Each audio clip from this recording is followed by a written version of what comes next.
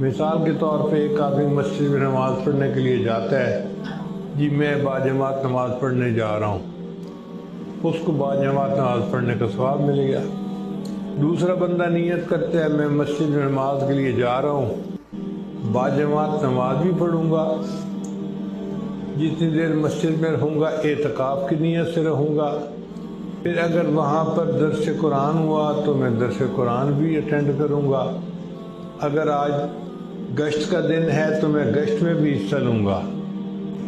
اور اگر میری ملاقات ہوئی محلے والوں سے تو میں ان کی خیریت بھی دریافت کروں گا، اور میں جتنا وقت مسجد میں رہوں گا ذکر کی کیفیت میں رہوں گا، غافل نہیں رہوں گا۔ اس بندے نے چونکہ مسجد میں جانے کے لیے اتنی نیتوں کو جمع کر لیا تو اس کو زیادہ ثواب ملے گا بنسبت دوسرے بندے کے